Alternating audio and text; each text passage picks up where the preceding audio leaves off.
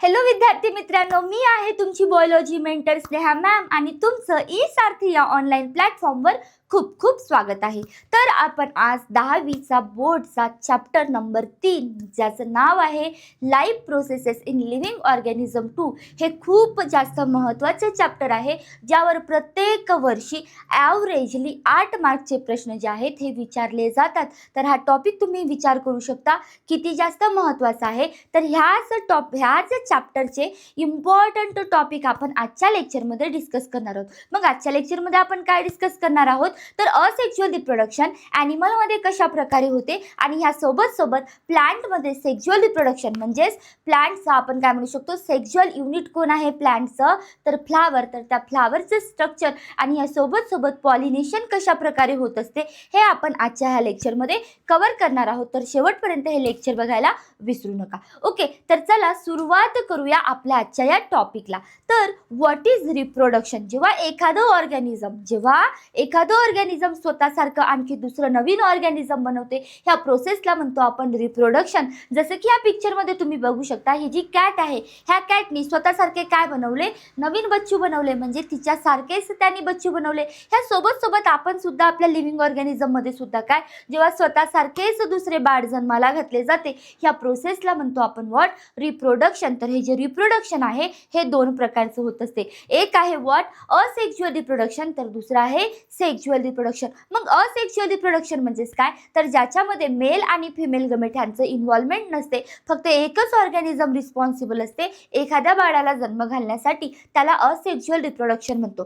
त्यानंतर sexual reproduction म्हणजेच काय, तर ज्यामध्ये दोन पॅरेंटची गरज असते, एक मेल आणि एक फिमेल, असे जेव्हा दोन पॅरेंट एखाद्या रिप्रोडक्शनच्या प्रोसेसमध्ये इन्व्हॉल्व असतात त्यांना म्हटलं जाते व्हॉट, सेक्शुअल रिप्रोडक्शन. ओके, त्यानंतर हे रिप्रोडक्शन का बरं महत्त्वाचे आहे, तर एखाद्या डेड ऑर्गॅनिझमला रिप्लेस करण्यासाठी, जे स्पेसीज आहे ते कंटिन्युअस चालण्यासाठी आणि ह्या सोबत इव्हॉल्युशन घडवून आणण्यासाठी रिप्रोडक्शन खूप जास्त महत्त्वाचं आहे. एखाद्या ऑर्गॅनिझमची डेथ झाली तर नवीन ऑर्गॅनिझम त्याला रिप्लेस करतो. या सोबत पिढ्यानं पिढ्या एखादी स्पेसीज कंटिन्युअस चालत राहिली पाहिजे, म्हणून रिप्रोडक्शन होणं गरजेचं आहे. आणि या सोबत इव्हॉल्युशन म्हणजेच काय, तर आधी आपण चिंपॅन्झी सारखे होतो, आता आपण एक मॉडर्न मॅन झालो. कोणामुळे, बिकॉज ऑफ व्हॉट, इव्हॉल्युशन. तर चांगले कॅरेक्टर, चांगल्या गोष्टी घडवून आणण्यासाठी, इव्हॉल्युशन होण्यासाठी रिप्रोडक्शन जे आहे हे होणं खूप जास्त गरजेचं आहे.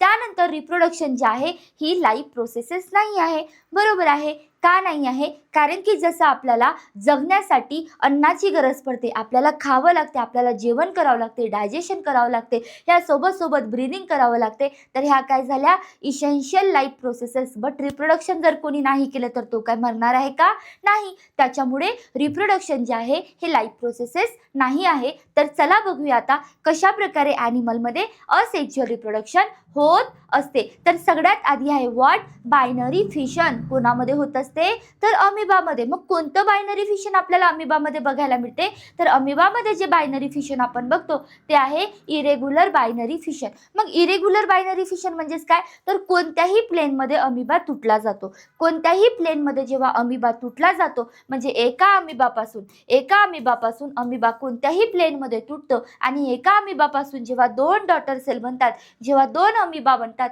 म्हणून ह्याला म्हटलं जाते इरेग्युलर बायनरी फिशन. मग ह्यामध्ये सगळ्यात आधी काय होते, तर सगळ्यात आधी न्यूक्लियस डिवाइड करतो, नंतर सायटोप्लाझम डिवाइड होतो आणि अशा प्रकारे काय बनत असतात, तर नवीन दोन डॉटर अमिबा जे आहे हे आपल्याला बघायला मिळत असतात. तर लक्षात ठेवायचं की इरेग्युलर बायनरी फिशन कोणामध्ये होत असते, तर अमिबा आणि बॅक्टेरियामध्ये इरेग्युलर बायनरी फिशन आपल्याला बघायला मिळत असते. ओके, त्यानंतरचं बायनरी फिशन आहे लॉन्जिट्युडनल बायनरी फिशन. लॉन्जिट्युडनल म्हणजेच काय, तर अशा प्रकारे लॉन्जिट्युडनल म्हणजे लंबाईमध्ये अशा लांब प्लेनमध्ये जे तुटले जातात, जे लांब प्लेनमध्ये तुटून दोन ऑर्गॅनिझम बनले जातात, ह्यांना लॉन्जिट्युडनल बायनरी फिशन असं म्हणतो. मग हे कोणामध्ये होत असते, तर आपल्याला लेishmaniaमध्ये आणि युग्लिनामध्ये काय बघायला मिळते, लॉन्जिट्युडनल बायनरी फिशन.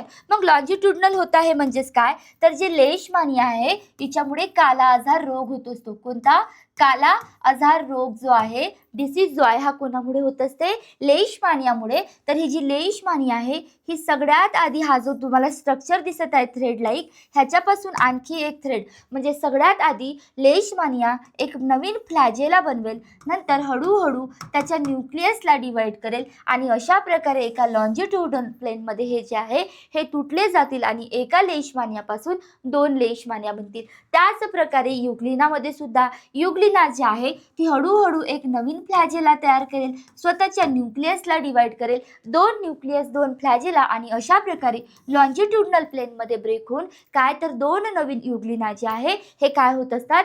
तयार होत असतात. तर अशा प्रकारे लॉन्जिट्यूडनल बायनरी फिशन कुठे बघायला मिळते आपल्याला? लेishmaniaमध्ये. त्यानंतर आहे व्हॉट? Transverse binary fission. मग ट्रान्सव्हर्स बायनरी फिशन म्हणजेच काय? तर जेव्हा एखादं ऑर्गॅनिझम जसे की पॅरामोशियमचे स्ट्रक्चर कोणासारखं असते? आपल्या चप्पलसारखं. तर हे जे पॅरामोशियम जे आहे हे सगळ्यात आधी अशा प्रकारे इथून न्यूक्लियसला डिवाइड करेल. न्यूक्लियसला डिवाइड केल्यानंतर ह्याला मधातून काय होत असतो? हा ब्रेक होत असतो. म्हणजे जेव्हा एखादं पॅरामोशियम हॉरिझॉन्टली ब्रेक होत आहे, जेव्हा एखादं ऑर्गॅनिझम म्हणजेच पॅरामोशियम हॉरिझॉन्टली ब्रेक होत आहे, हॉरिझॉन्टली डिवाइड होत असते, याला ट्रान्सव्हर्स बायनरी फिशन असं म्हटलं जाते. मग हे कुठे होत असते? तर पॅरामोशियममध्ये आपल्याला ट्रान्सव्हर्स बायनरी फिशन जो आहे हा बघायला मिळत असतो. ओके. त्यानंतर आहे मल्टिपल फिशन इन प्लाझ्मोडियम. तर प्लाझ्मोडियम जे आहे जे मलेरिया कॉज करते, अशा प्लाझ्मोडियमच्या बॉडीमध्ये आपल्याला मल्टिपल फिशन बघायला मिळते. म्हणजेच काय? तर एक प्लाझ्मोडियम जे आहे, एक प्लाझ्मोडियम त्याच्या आतमध्ये नंबर ऑफ एका पॅरेंट सेलपासून जेव्हा नंबर ऑफ डॉटर न्यूक्लिया तयार होत असतात आणि खूप सारी यांची संख्या वाढल्यानंतर हा जो प्लाझ्मोडियम आहे हा रप्चर होतो. ह्याची आउटर कव्हरिंग जी आहे ती रप्चर होते खूप जास्त संख्या वाढल्यामुळे. म्हणजे अशा प्रकारे जेव्हा एका पॅरेंट सेलपासून मेनी डॉटर सेल आपल्याला जेव्हा बघायला मिळत असतील तेव्हा त्याला मल्टिपल फिशन म्हटलं जाते. काय? Multiple fission. आणि याचे एक्झाम्पल आहे प्लाझ्मोडियम. काय आहे? प्लाझ्मोडियम. ओके. त्यानंतर आहे बर्डिंग इन ईस्ट. तर ईस्ट जे आहे हे काय आहे? एक प्रकारचं युनिसेल्युलर ऑर्गेनिझम आहे. तर ही जी ईस्ट आहे ही हळूहळू ही पण म्हणते की अब मैं बड़ी हो गई हूँ, मैं ग्रो करना चाहती हूँ, तो ग्रो करो. ओके. म्हणजे हळूहळू एक आउटग्रोथ इथून निघते, एक बल्ज बाहेर पडते. ह्या आउटग्रोथला म्हटलं जाते बड.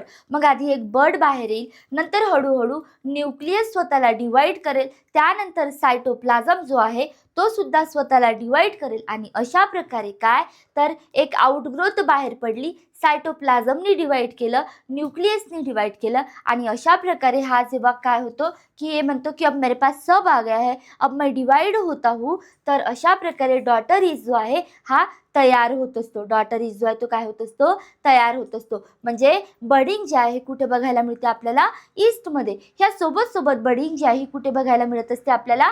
हायड्रामध्ये बघायला मिळत असते. तर हे जे हायड्रा आहे हे काय आहे? ॲक्वेटिक ॲनिमल आहे. हे कोणतं? प्लांट नाही आहे. हायड्रा काय आहे? ॲनिमल आहे, जो आपल्याला पाण्यामध्ये बघायला मिळते. तर हे जे हायड्रा आहे हे सुद्धा म्हणते की अब मैं बड़ा हो गया हूँ, मैं बढ़ना चाहता हूँ, मैं बाहर जाना चाहता हूँ. म्हणजे अशा प्रकारे हायड्रामध्ये सुद्धा हळूहळू सेल स्वतःला डिवाइड करतात, अशी एक आउटग्रोथ काढतात, ज्या आउटग्रोथला म्हटलं जाते बड. आणि ही बड हळूहळू डेव्हलप होते आणि डेव्हलप होऊन एक नवीन हायड्रा जो आहे हा काय होत असतो? तयार होत असतो. तर अशा प्रकारे आपल्याला हायड्रामध्ये सुद्धा काय बघायला मिळत असते? बडिंग. मग लक्षात ठेवायचं की बडिंग कुठे होते? तर बडिंग हायड्रा आणि ईस्टमध्ये होत असते. ओके. त्यानंतर आहे व्हॉट? Fragmentation in स्पायरोगॅरा. काय? स्पायरोगॅरा. तर स्पायरोगॅरा जी आहे ही सुद्धा म्हणते की अब मैं बड़ी हो गई हूँ, अब मैं तुटना चाहती हूँ. तर स्पायरोगॅरा जेव्हा मॅच्युअर होत असते तेव्हा स्वतःचेच ते तुकडे करते, फ्रॅगमेंट तयार करते, स्वतःला तुकड्यामध्ये ब्रेक करते. म्हणजे अशा प्रकारे स्वतःला तुकड्यांमध्ये ब्रेक करून ह्यांचे जे तुकडे आहेत हे स्वतःला परत काय करतात? रिजनरेट करतात. परत त्यांच्यापासून नवीन स्पायरोगॅरा जे आहे हे बनत असते. तर फ्रॅगमेंटेशन जे आहे आपल्याला कुठे बघायला मिळते? तर स्पायरोगॅरामध्ये बघायला मिळत असते. ह्या सोबत इथे प्लॅनेरिया पण दिला आहे. मला सांगा, एखादा प्लॅनेरियाला कट केलं तर प्लॅनेरिया पण नवीन प्लॅनेरिया बनवतो की नाही? म्हणून फ्रॅगमेंटेशनचंच एक्झाम्पलमध्ये ह्याला ॲड केलेलं आहे. पण आपण जनरली म्हणतो की प्लॅनेरियामध्ये काय होत असते? रिजनरेशन. जसे की आपण इथे बघू शकतो हे एक प्लॅनेरिया आहे. ह्या प्लॅनेरियाला जेव्हा मी 3 भागात तोडलं तर प्रत्येक भागापासून, ह्या हेडपासून नवीन डॉटर प्लॅनेरिया बनेल, ह्या मधातल्या पोर्शनपासून नवीन डॉटर प्लॅनेरिया बनेल, ह्या सोबत ह्या टेलवाल्या पोर्शनपासून सुद्धा नवीन डॉटर प्लॅनेरिया जो आहे हा बनत असतो. म्हणजे अशा प्रकारे रिजनरेशन होऊन, फ्रॅगमेंटेशन होऊन नवीन प्लॅनेरिया जे आहे हे बनत असतात. ओके, त्यानंतर आहे व्हॉट, नवीन परत एक आपलं स्पोर फॉर्मेशन इन रायझोपस. तर आपण आपल्या घरी एखादं जेव्हा ब्रेड घेऊन आणतो तर काही दिवसांनी बघतो की त्याच्यावर काडी काडी फंगस दिसते आपल्याला.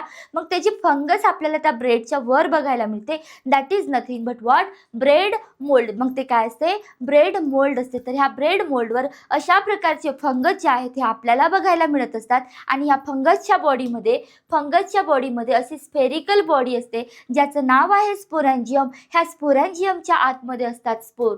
काय असतात, स्पोर. आणि हा जो स्पोर आहे हा रिस्पॉन्सिबल आहे मेनी फंगस, म्हणजे मेनी काय म्हणू शकतो आपण, ब्रेड मोल्ड तयार करण्यासाठी, किंवा मेनी काय म्हणू शकतो आपण, म्हणजे हे जे ब्रेड मोल्ड आहे हे याचं प्रसार किंवा सीड, बियाणं म्हणून कोण काम करत असते, तर हे जे स्पोर जे आहेत हे काम करत असतात. म्हणजे सेक्झुअल रिप्रोडक्शन ज्यांच्यामुळे होत आहे, सेक्झुअल नाही म्हणू शकत, म्हणजे ज्यांच्यामुळे नवीन ऑर्गॅनिझम तयार होत आहे ते कोण आहेत, हे स्पोर. आणि हे कुठे तयार होत असतात, तर ह्या स्पोरॅन्जियमच्या आत. म्हणजे अशा प्रकारे ह्या स्पोरॅन्जियममध्ये हे जे स्पोर आहेत हे स्वतःला डिवाइड करतात आणि अशा प्रकारे स्पोर तयार होऊन तो जो स्पोरॅन्जियम आहे तो फुटला जातो आणि नंबर ऑफ स्पोर बाहेर पडतात आणि अशा प्रकारे एखाद्या ब्रेडवर जाऊन चिपकतात.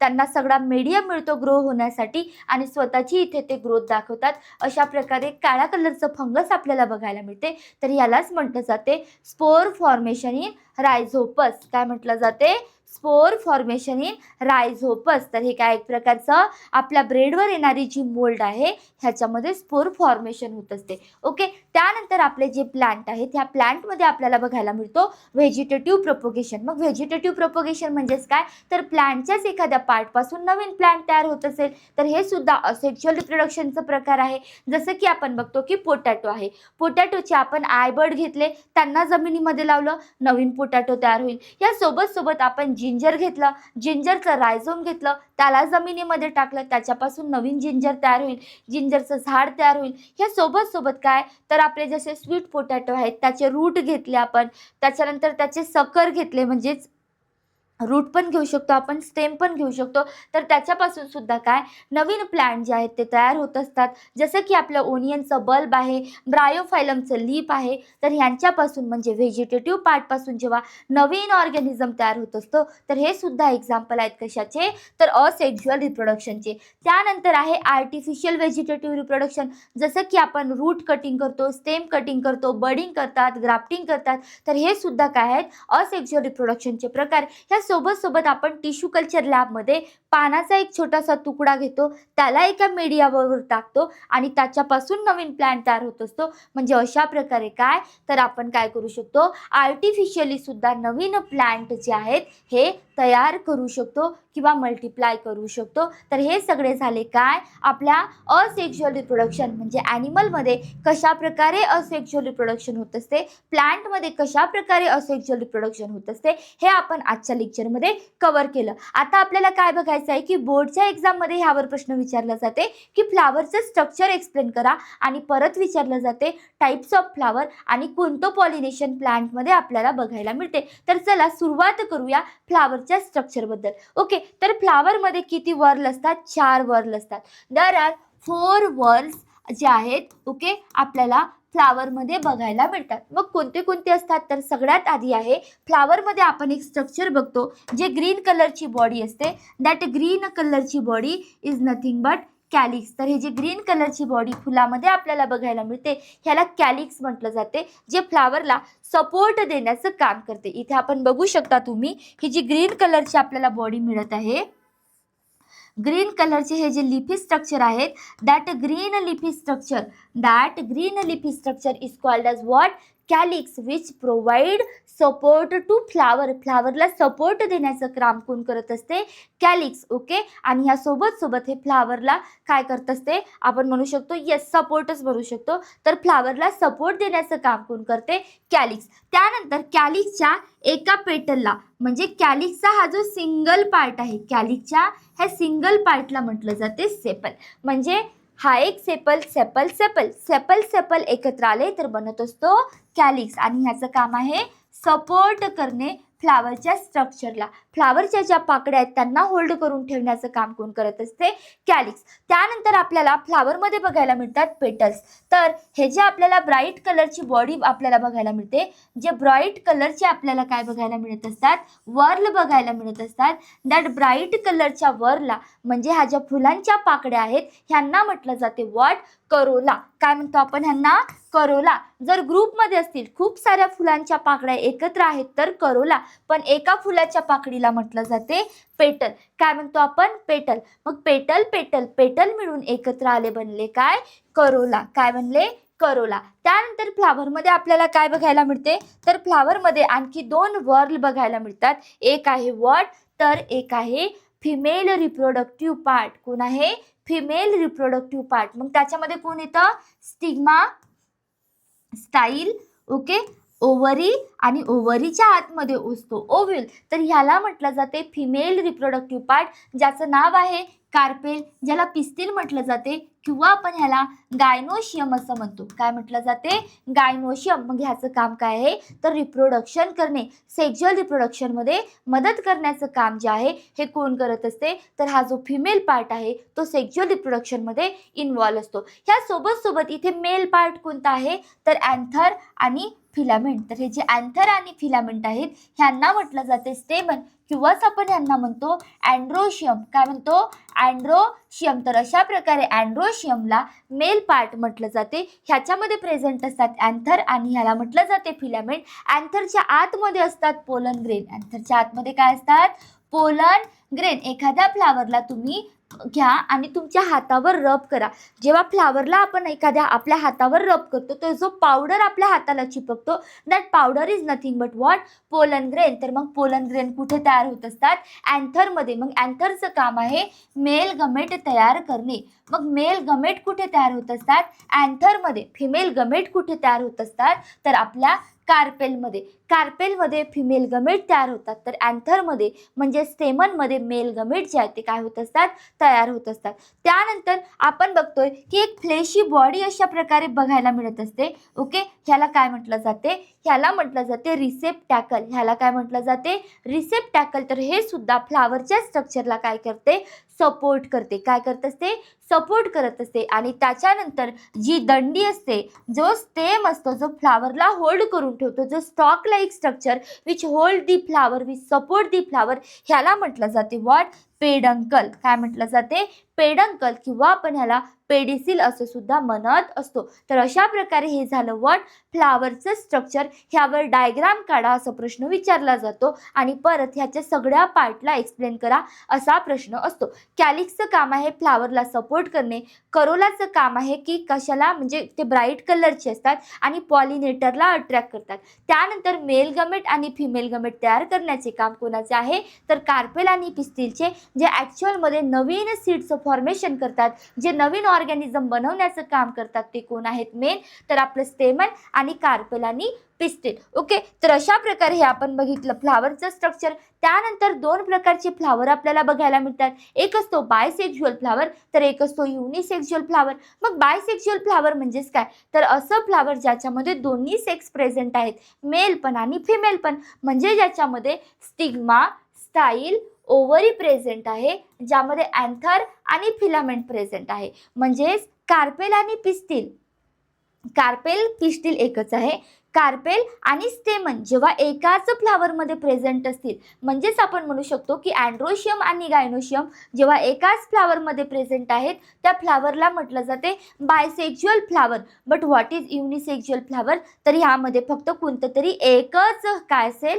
फ्लावर असेल. म्हणजेच काय? तर फक्त अँथर आणि फिलामेंट असेल. जसं एखादं फ्लावर आहे ज्यावर फक्त प्रेझेंट आहे व्हॉट? अँथर आणि फिलामेंट, अँथर आणि फिलामेंट, अँथर आणि फिलामेंट, अँथर आणि filament.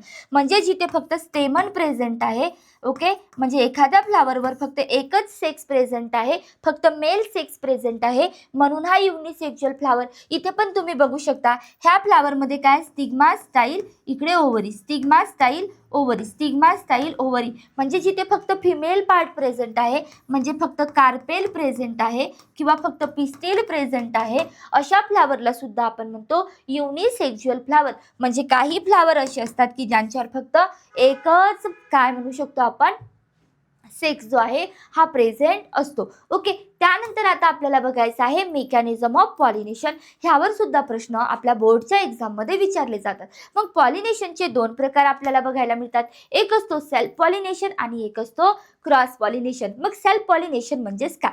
What is self pollination? लक्ष द्या. जेव्हा पोलन ग्रेन, हे काय आहे अँथर, हा फिलामेंट, हे काय आहे स्टिग्मा, ही आहे स्टाईल आणि इथे असेल ओव्हरी. मग व्हॉट इज सेल्फ पॉलिनेशन? जेव्हा पोलन ग्रेन, जेव्हा ह्या अँथरवर प्रेझेंट असणारा जो पोलन ग्रेनचा पावडर आहे हा त्याच फ्लावरवरच्या स्टिग्मावर डिपॉझिट होईल. वेन, हे बघा, हे जे पिवळा कलरचं पावडर दिसत आहे, दॅट पिवळा कलरचं powder is nothing but pollen grain. मग हे पोलन ग्रेन कुठे तयार होतात? तर आपल्या अँथरमध्ये. मग अँथरवर प्रेझेंट असणारे हे जे पोलन ग्रेन आहेत यांचं ट्रान्सफर होईल कुठे? तर ह्या स्टिग्मावर. मग डेफिनेशन काय येईल आपली? The transfer of pollen grain, the transfer of pollen grain from anther to the stigma of the same flower of the same plant. त्याच प्लांटच्या त्याच फ्लावरवर जर ते पोलन ग्रेन ट्रान्सफर होत असेल, that is called as what? Self pollination. काय म्हणणार आपण ह्याला? Self pollination. पण क्रॉस पॉलिनेशन म्हणजेच काय? तर ट्रान्सफर ऑफ पोलन ग्रेन. इथे बघा, इथे काय पोलन ग्रेन आहेत, पावडर आहे. तर transfer of pollen grain from anther to the stigma of the काय? Stigma of the different flower of the different plant. दुसऱ्याच एखाद्या प्लांटच्या दुसऱ्याच एखाद्या फ्लावरवर जर काय पोलन ग्रेन जाऊन डिपॉझिट होत असेल तर त्याला म्हटलं जाते क्रॉस पॉलिनेशन. आणि सेल्फ पॉलिनेशन म्हणजेच काय? जेव्हा स्वतःच्याच फ्लावरच्या स्टिग्मावर पोलन ग्रेन डिपॉझिट होत असेल ह्याला सेल्फ पॉलिनेशन असं म्हटलं जाते. आणि पॉलिनेशन म्हणजेच काय? तर पोलन ग्रेनचं ट्रान्सफर होणे. पोलन ग्रेन ट्रान्सफर होणे, हा जो पावडर आहे जो अँथरमधून बाहेर पडतो, ह्या पावडरचं स्थलांतर होणे एका ठिकाणावरून दुसऱ्या ठिकाणी जर पोलन ग्रेन ट्रान्सफर होत असेल तर त्याला पॉलिनेशन म्हणतो. जर स्वतःच्याच झाडावर होत असेल, जर स्वतःच्याच झाडावर होत असेल तर सेल्फ पॉलिनेशन. दुसऱ्या झाडावर जाऊन डिपॉझिट होत असेल तर that is what? Cross pollination. तर अशा प्रकारे आजच्या लेक्चरमध्ये आपण काय काय कव्हर केलं? तर प्लांटमध्ये कशा प्रकारे सेक्शुअल रिप्रोडक्शन प्लांटमध्ये कशा प्रकारे असेक्शुअल रिप्रोडक्शन होत असते, ॲनिमलमध्ये कशा प्रकारे असेक्शुअल रिप्रोडक्शन होत असते, हे आपण आजच्या लेक्चरमध्ये बघितले. त्यानंतर आपण बघितलं की फ्लावरचं स्ट्रक्चर काय असते. त्यानंतर आपण बघितलं की दोन प्रकारचे फ्लावर असतात, एक युनिसेक्शुअल, एक असतो बायसेक्शुअल. मग ते फ्लावर काय असतात ते बघितलं. आणि त्यानंतर आता आपण बघितलं पॉलिनेशन आणि पॉलिनेशनचे प्रकार. तर हा जो प्रश्न आहे किंवा आज आपण हा जो टॉपिक कव्हर केलेला आहे हा बोर्डच्या पॉईंट ऑफ व्ह्यूनी खूप जास्त महत्त्वाचा आहे. आय होप तुम्हाला हे जे टॉपिक आहे समजलं असेल. तर अशाच प्रकारच्या लेक्चरला लाईक, शेअर आणि सबस्क्राईब करायला विसरू नका. आणि आमच्या चॅनलला सुद्धा नक्की तुम्ही लाईक, शेअर आणि सबस्क्राईब करा. ओके, ठीक आहे. थँक्यू.